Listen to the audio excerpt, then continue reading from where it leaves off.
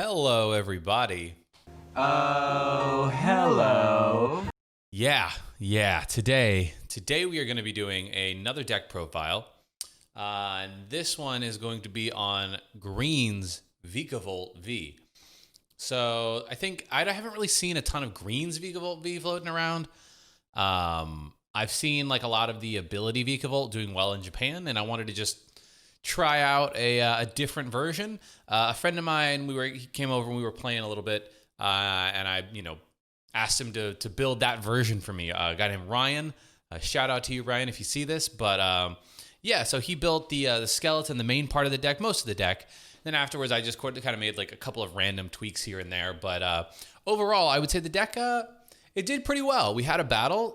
This deck, me against Ethan, Hegster TCG Ethan.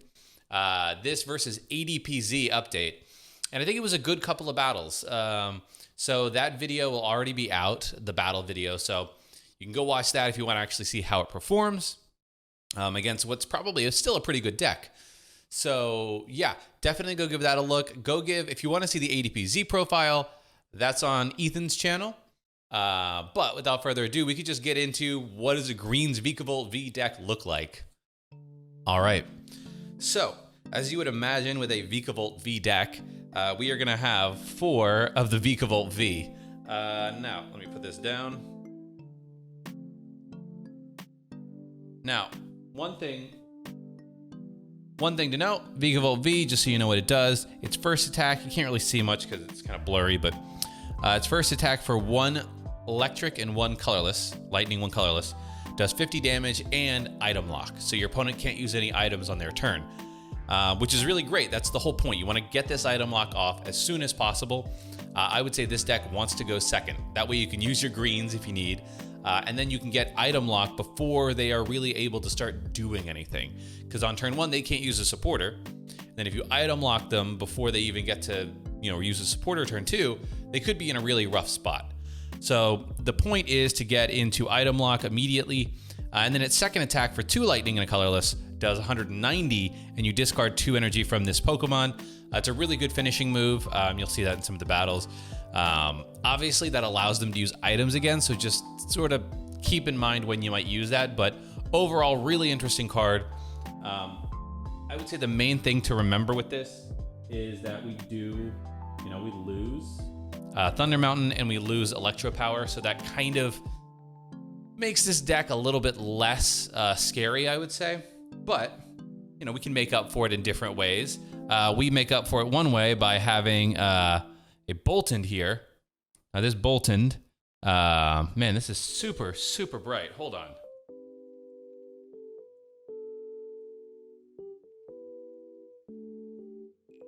I think it may be unavoidable since it is daytime. So anyways, we have one Boltund V in here. The whole point here is that you're doing item lock. You're buying yourself turns to just attach more energy onto the board. So Boltund is a really good finisher as well if you need it mid to late game.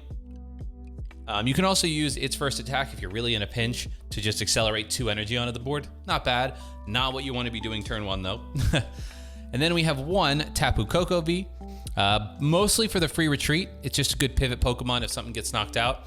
But another benefit of this is you can do 200 damage. So it's a lot of damage for 3 energy. So sometimes you might need that. This one is a card that I'm kind of on the fence about. We have one Choo-Choo, one Raichu. It has 260 HP, which is good. But when you throw a toughness cape onto the Vikavolt V, you also have 260. So it's not really that beefy. Now, this does have the ability to paralyze your opponent, so if you have to get out of item lock and you want to take a knockout for 160, you can at least paralyze them, but you probably want to combo that with something like a stamp whenever you do that, just to make sure they don't have a switch in hand as best you can, because if they're just item locked for a lot of the game, they probably will end up having a switch in hand if you don't do something. So yeah, you could also use Lightning Red GX if you have time to build something up and do 250 damage, switch it with something on the bench. But we don't have Pokedolls. We don't really have something to switch into easily. But definitely an option if you need to hit even higher numbers. And then these last two are interesting. We have one of the Zapdos. The max damage you're doing with this anymore is 80, but 80 does knock out a Jirachi, so you might have some turns where your opponent tries to put something in the active, and I don't know, you need to take one last knockout, 50 won't do it. I don't know. This could be interesting if you just need a single prizer as well to pivot into to give up. So helps a little bit with the prize trade there. And then finally, we have one Tapu Koko Prism Star. This does not rotate, thankfully. So yeah, you want to get into this early, use it immediately. Now, the important thing about this is it has an ability. The third game of our battle, which I'm not including in the video, this just sat on the bench half the game because I was like, oh, I just need to wait for energy to be in there. And I used greens, and I'm like, what are you doing? We realized that halfway through the game. We were like, oh, well, JK. So just keep that in mind. If you're going to throw this down, you can't use greens, so you might as well get rid of it immediately. Probably don't throw it down until you need it. That's the only ability in the deck, though, so you can kind of work yourself around that. So those are the Pokemon. Now let's get into the supporters. As you can imagine, this is a greens deck, so we have 4 greens exploration. Greens exploration lets you search for 2 trainer cards so long as you don't have a Pokemon with an ability on the field. So we have 4 of those, and then we also have 4 Professor's Research. 4 of these Professor's Research here lets you discard your hand and draw 7. Gives a lot more draw power to this deck, which it needs desperately. And you also need to get some energy into the bin sometimes for Tapu Koko or Turbo Patch. Now, you also have 3 Boss's Order. It's a lot of Boss's Order, but the reason for that is you want to be able to trap your opponent in the active. If they can't use switches, right? And if they don't have some sort of a tool attached to it already, you can trap things in the active and just sort of whittle away at them and buy yourself turns to power other things up, etc. So 3 Boss's Order is very good for that. Now, these next supporters, we have 3 one-ofs, and you can find them with Tag Call, but they all have some value.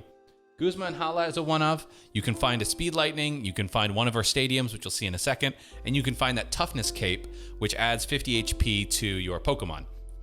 Pokemon Vs, everything but Choo-Choo, basically. We also have 1 Mallow and Lana.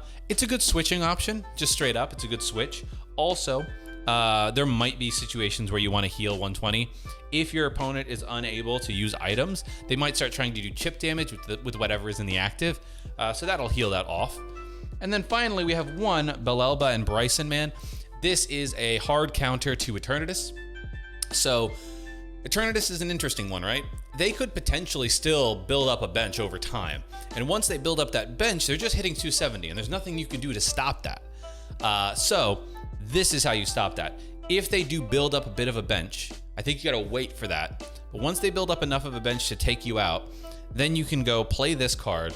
And when you play that card, you can you can discard a bunch of cards from your hand, but you can have your opponent discard Pokemon on their bench down to just 3. So that would really nullify their attack, like what they can actually output, which helps with this deck. When you're facing something that has a huge damage output without a lot of work, that's when this deck suffers. So Scentiscorch is another problem, I would say, for this deck. Now, let's get into the item cards. We have, as you would imagine, 4 quick balls. 4 quick balls there. And then for another search option, we have 1 Tag Call. This is what I meant when I said we have 1 of supporters, but you can go find them with Tag Call. So 1 Tag Call to find those, plus the Choo-Choo. Now, in terms of energy acceleration, how are you going to get this thing powered up going second turn 1? Well, you have Tapu Koko.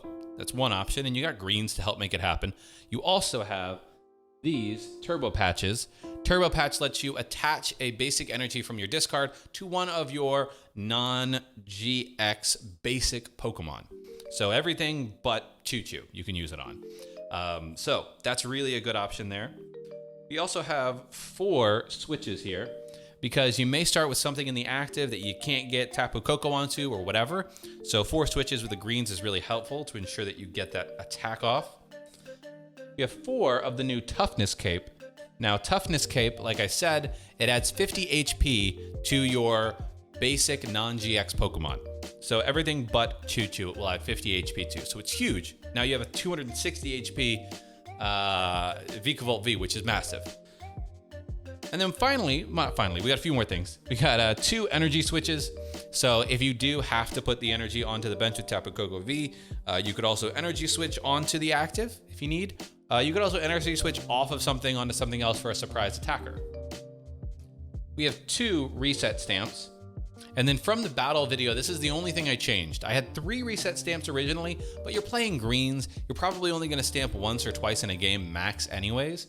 So I took one of those out because one thing I was having a problem with, I had some turns where I couldn't find energy. So we have 1 energy spinner. So if you go second and you need to just grab a bunch of energy to get it into the bin for Coco or Turbo Patch, energy spinner is very good for that. So you don't want to whiff energy turn 1. Now, we got a couple more 1-ups. We have a Tool Scrapper, and we have a Great Catcher. Great Catcher is just another Gust card. Tool Scrapper to get rid of those annoying air balloons or U-turn boards or whatever it might be.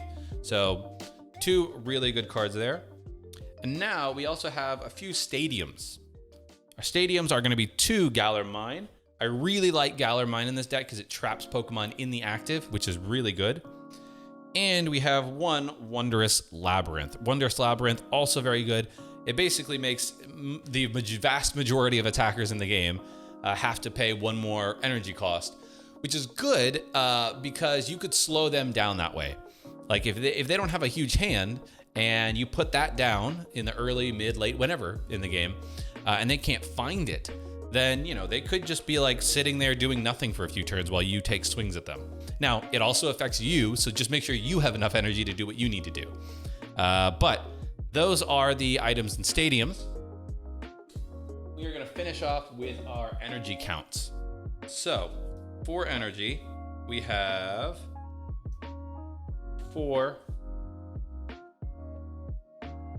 7 basic lightning energy. And then we got 4 of the new speed lightning energy. Now, I like this count. It means you basically have, 11 energy total. Feels fine. You could potentially go into more basics over speed. I like the speed because of the draw power, but I do get the draw back because you can't use them with Turbo Patch or Tapu Koko Prism. So you could mix up that energy count to maybe like just 2 speed and add a couple of more basics just so you have them earlier. But yeah, that's why I threw the energy spinner in. Anyways, that is the deck profile. I think it potentially plays really well. I think there's a lot of different things you could do with this too, because you're running a greens engine, right? One thing to note about greens is your opponent still can play Marnie. So if you're gonna greens, just know that you might get Marnied. So try to greens for things you can use immediately. Greensing for a thing and then a greens is not really a thing anymore. Just remember that. That is not a combo you should do because Marnie will ruin you. Anyways, that's going to do it for me. Yeah, I will catch you all in another video. Carpe awesome.